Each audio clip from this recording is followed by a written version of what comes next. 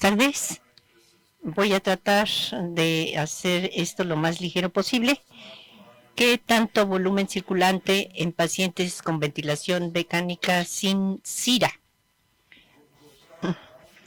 Bueno, quiero inicialmente que piensen que si les preguntan qué volumen circulante ajustar en un paciente que recién se admitió de terapia intensiva, consideren una neumonía del lóbulo derecho inferior, varón, sin historia de EPOC, el resto de la radiografía de tórax está bien y con 50% de oxígeno y 5 de PIP.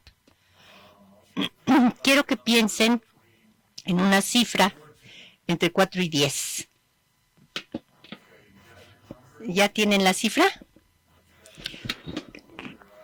Yo debía decirles que cerraran todos los ojos menos yo. Y a lo mejor sí cerraría, levantarían la mano. Pero bueno, ¿cuántos usarían 10? 9. 8. 4, 7. 6. 5. 4. Unos cuantos 5. 6 pudo haber sido incluso más de que 7. ¿Alguien más de 10? La plática es un poco breve. Estaba yo tratando de matar un poco el tiempo. No, bueno. La siguiente plática es bastante breve. Esto más o menos es de tamaño normal. Entonces, quiero contarles una anécdota de cuando yo era residente y cuando empezábamos a entender la enfermedad y lo que era el SIRA, el síndrome SIRA. Se preguntaba a la gente de dónde sacábamos el volumen circulante que usábamos, porque usábamos cifras grandes y si se tratara de SIRA no era lo que se usaba para cualquier paciente con ventilación mecánica. Este estudio en particular de 1963 publica algunos datos de quirófano o en quirófano, viendo qué sucede si se usa volúmenes circulantes bajos en quirófano contra qué sucede si si se usan volúmenes circulantes altos en quirófano, el oxígeno sube, tal vez baje un poquito, pero si se usan volúmenes circulantes pequeños en quirófano, el PO2 cae. Por alguna razón usamos entre 12 y 15 durante años como volumen circulante, y cuando yo era residente, este no es el mismo paciente, pero era en un viernes por la tarde estaba yo como residente de segundo año y el paciente tenía SIRA bastante terrible. Un jovencito que creo que tenía leucemia, neutropénico. No creo que tuviera tanta trombocitopenia, pero estaba en el límite de lo que se podía hacer con la tecnología en 77.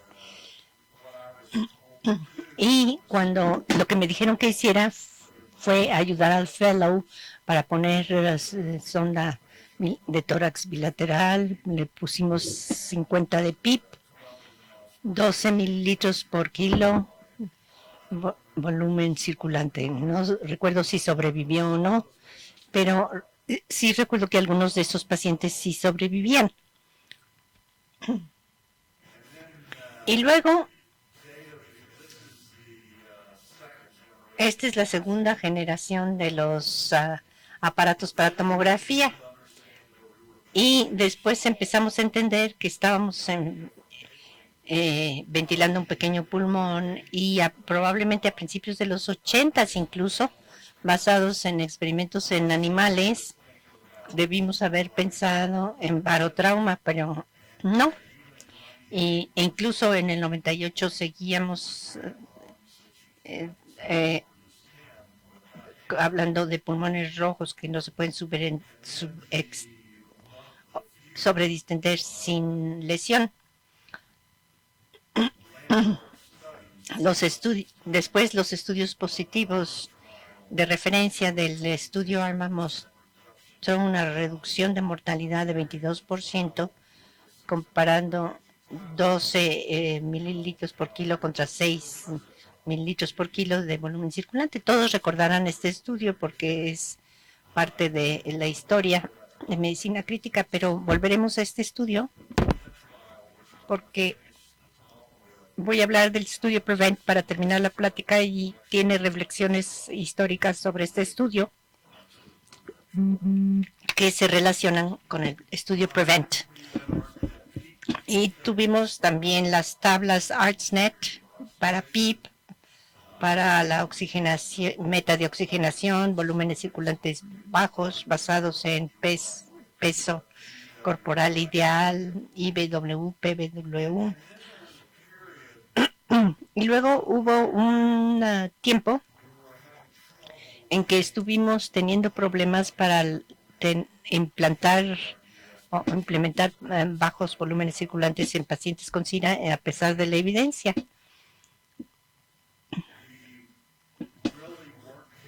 Y realmente no estábamos prestando mucha atención a pacientes sin SIDA con respecto a qué debiéramos hacer.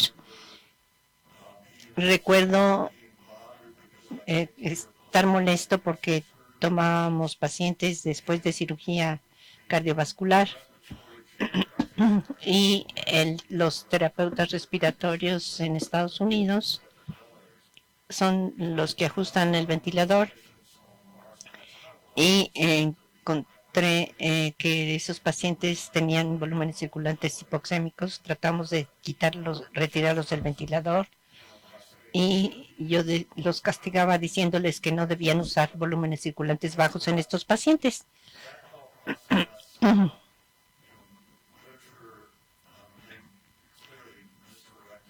Y por supuesto la literatura como que dirigió mal mi forma de pensar. Este es el primer estudio al que quiero hacer referencia, el primer estudio nato, que fue un metaanálisis con más de 2,000 pacientes con SIDA. Y los dividieron en dos grupos.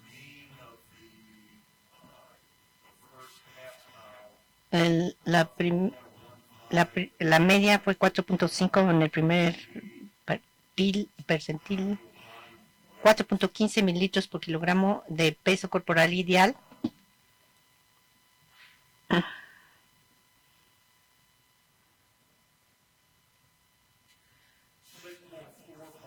Y 6.45 en el grupo de bajo volumen circulante y 10.6 en el grupo de alto volumen circulante por kilogramo.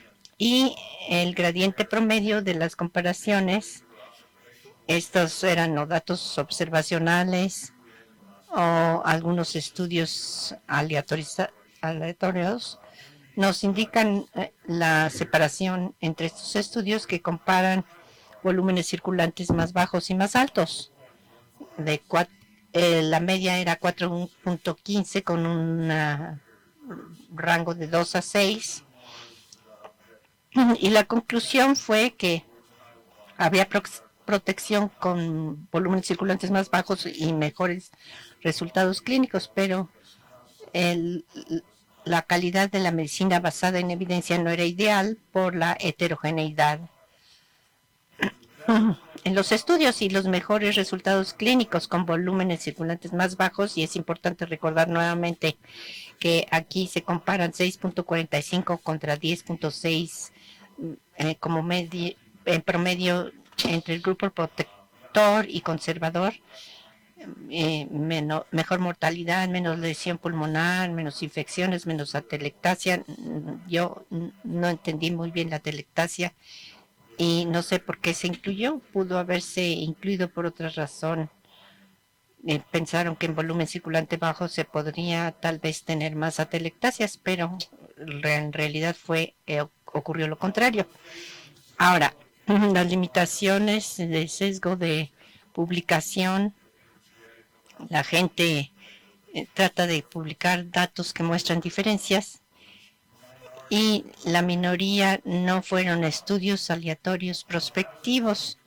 Y esto fue en 2012. Ahora, en 2013 hubo un estudio intraoperatorio con 400 pacientes en total, puntaje de riesgo pulmonar mayor de 2, y se comparan 6 a 8 mililitros por kilogramo de peso corporal ideal en quirófano 10 a 12, logrando 6.4 contra 11.1. Ahora, en el grupo de bajo volumen circulante usaron PIP intraoperatorio y maniobras de reclutamiento. En el grupo conservador de mayor volumen circulante usaron 0 PIP en quirófano y no usaron maniobras de reclutamiento. El resultado clínico primario fue neumonía respiratoria aguda, insuficiencia respiratoria aguda, sepsis, muerte. Y no sé si pueden ver, pero yo puedo ver que a los 7 y a los 30 días la diferencia fue de menos de 0.001 a favor de volumen circulante más bajo. Y probablemente pueden ver esto, que es una buena separación con mejor resultado en protección pulmonar. Y la única limitación que puedo encontrar en este estudio que no fue solo un estudio de bajo volumen circulante en quirófano, sino también el nivel de PIP fue diferente. Después hubo un segundo estudio de neto. A ver, ¿cuántas personas conocen el estudio PREVENT?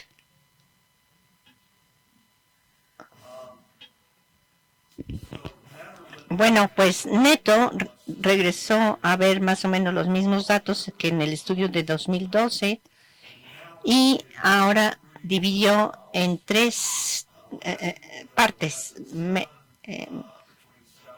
menos, igual o menos de 7, entre 7 y 10, y viendo los datos nuevamente, aquí vemos que la significancia que estaba entre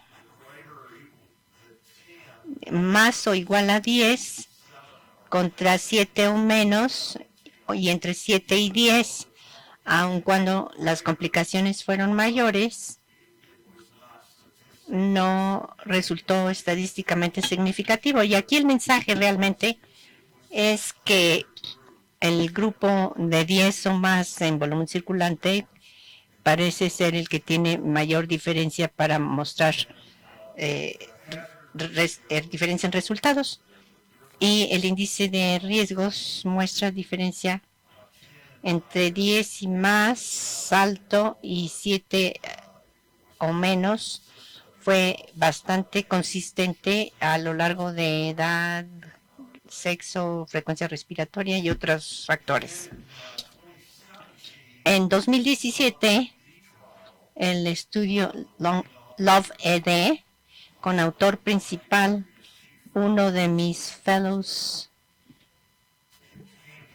en Camden, que ahora está en la Universidad de Washington en St. Louis, lo que hizo y su grupo fue implantar un plan de educación en la sala de urgencias, de modo que todos los pacientes con ventilación mecánica se les prestaba atención al bajo volumen circulante.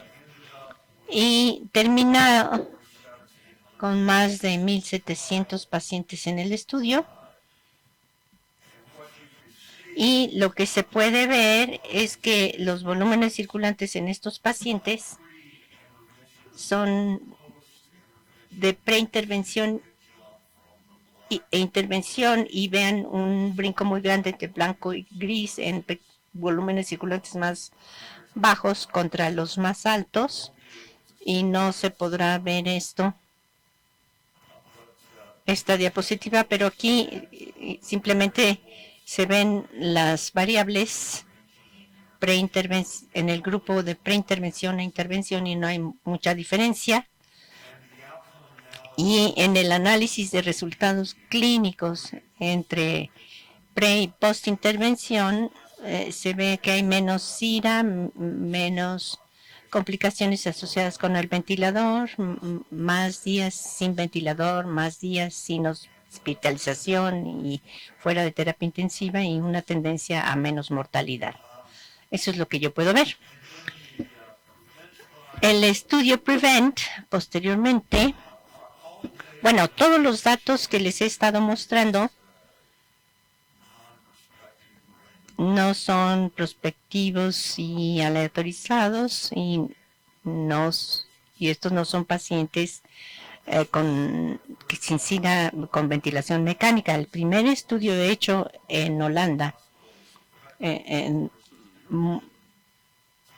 tenían que ver con el efecto de un volumen circulante bajo y contra intermedio en pacientes de terapia intensiva sin SIDA. 961 pacientes y volúmenes bajo e intermedios, según la definición de Berlín de SIDA. Los pacientes tenían que dividirse aleatoriamente dentro de una hora de identificación. Y el diseño del estudio fue que el grupo de bajo volumen circulante recibían 6 mililitros por kilogramo inicialmente, disminuyéndolo posteriormente hasta 4 si lo toleraban, de mililitros por kilo de peso corporal ideal, permitiendo PSB, que debe de ser una modalidad común de ventilación mecánica en Holanda, ya que ven que muchos de estos pacientes tuvieron soporte por presión y terapia de mantenimiento bastante rápido, con una disminución a 5 milímetros de mercurio y tratando de bajar el volumen circulante si estaba más alto que el objetivo. Y después, en el grupo intermedio, para comparar, recibió 10 mililitros por kilo de peso corporal ideal inicialmente. ¿Por qué en el punto de corte entre el análisis de NATO de los grupos de terceras partes sí disminuyeron y permitieron disminuir para una presión meseta de menos de 25? Usaron soporte por presión hasta 25 centímetros.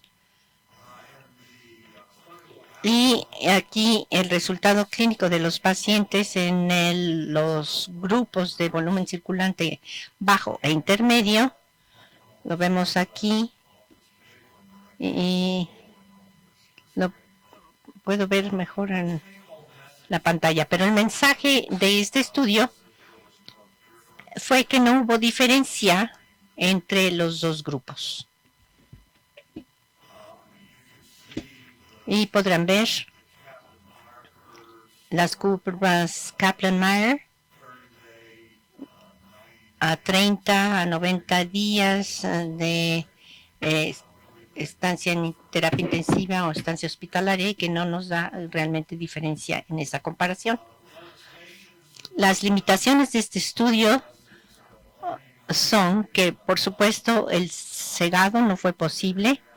Se trató de un grupo muy heterogéneo de pacientes, pero un análisis de sensibilidad, si se tiene un grupo primario de interés, querría uno ver si hay consistencia y que no haya diferencia entre los grupos. Si vemos grupos tales como sepsis y neumonía, y que consistentemente mostraron resultados muy semejantes en objetivos clínicos primario y secundario. Aunque la intención del estudio fue comparar 10 mililitros contra 4 a 6. En realidad, los promedios en los dos grupos que se comparaban fueron 7 y 9.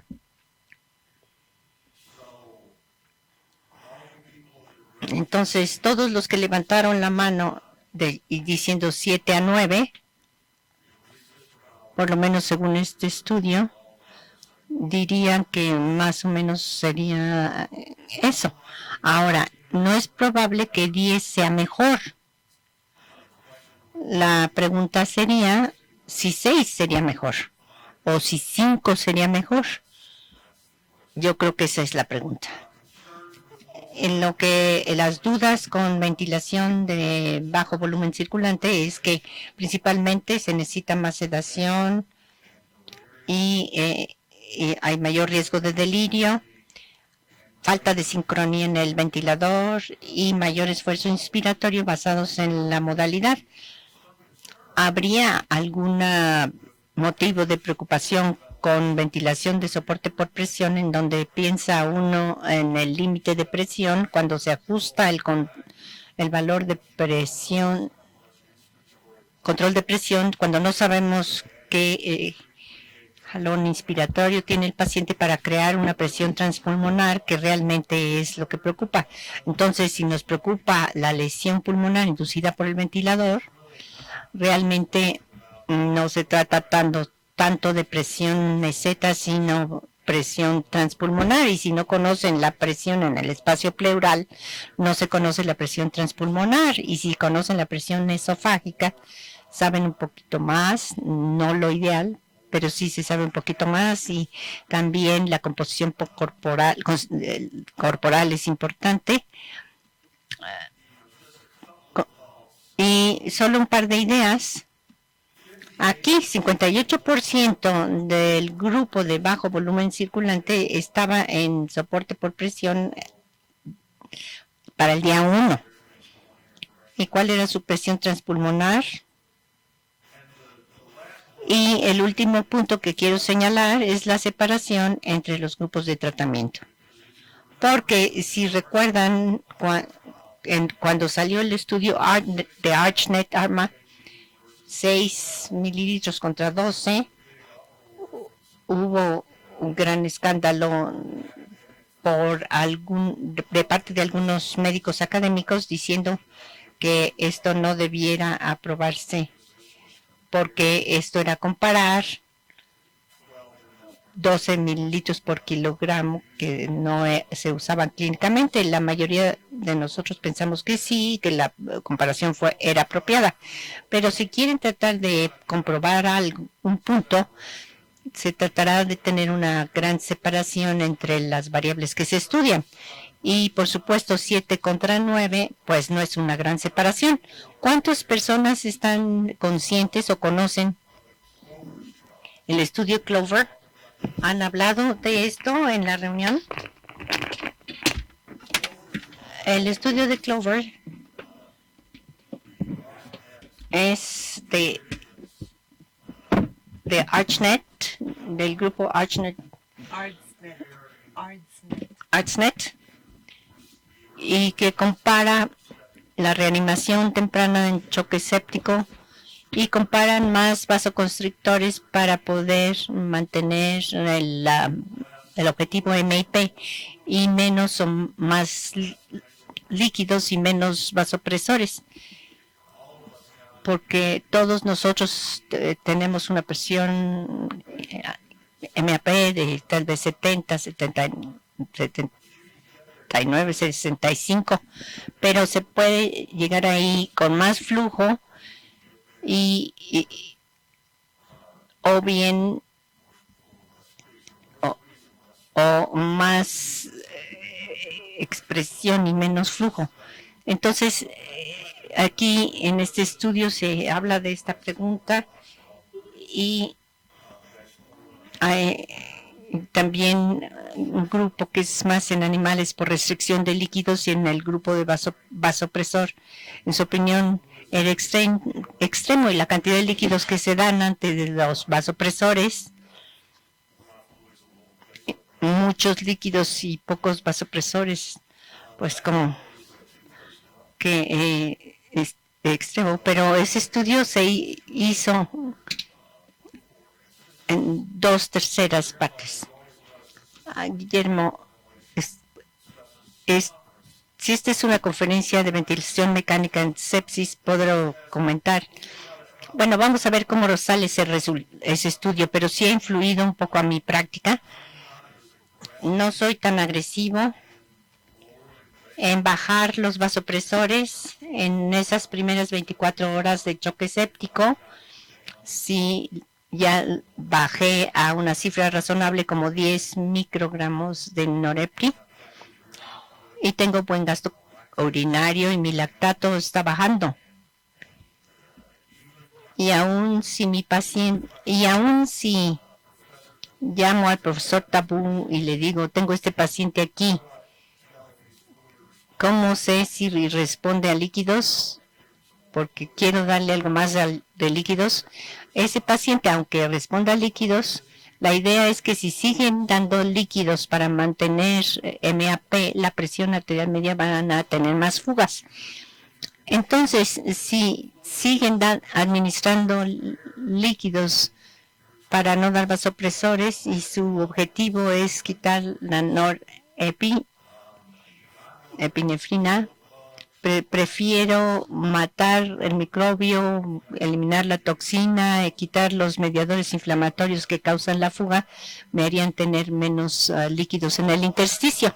Entonces, mi última diapositiva, ¿cuántos recuerdan que estábamos hablando de volumen circulante y no SIRA y ventilación mecánica? En pacientes, bueno, estoy parafraseando a Gordon Rubenfeld, que escribió el editorial para el artículo de lo que tal vez piensen los clínicos al ver todos estos estudios. Algunos creyeron en el metaanálisis, probablemente continuarán buscando un volumen circulante de 6 mililitros por kilo. Los clínicos que consideran la evidencia actual como que señala perjuicio de volúmenes circulantes de más de 10, probablemente evitarán ese rango. Y los clínicos pueden pensar que pueden tener dos opciones basados en la tolerancia del paciente y lo que les preocupe sobre el riesgo de SIRA. Si el paciente está tolerando volúmenes circulantes bajos, pues entonces la idea general en esta época es bajar presión meseta, menor presión de conducción, está bien. Y si el paciente está bien con 5, probablemente con 7 también. Y si no les gusta, no quieren sedarlos para bajarlos. Y si solo les gusta 8, o si solo les gusta 9 sin mucha sedación, podrían decir, pues háganlo porque se va a tratar cada paciente de manera diferente. Y tengo un último punto a señalar. El estudio, cuyo nombre ya se me olvidó, es un estudio grande donde se vio prevalencia y de quién está en las distintas unidades, cientos de miles de pacientes. El mensaje de este estudio consideró incidencia de SIRA. El 40% de casos de SIRA no se reconocieron a pesar de cumplir criterios según la definición de Berlín. Y esto quiere decir entonces que la importancia de tener un default, que mi equipo usa 80 ml por kilogramo, asegúrense que su equipo identifique a todos los pacientes que tienen SIRA, porque si no, van entonces a estar haciendo algunas cosas que no son para beneficio de los pacientes. La mayoría de estos pacientes que no se reconocieron tenían las formas más leves de SIRA.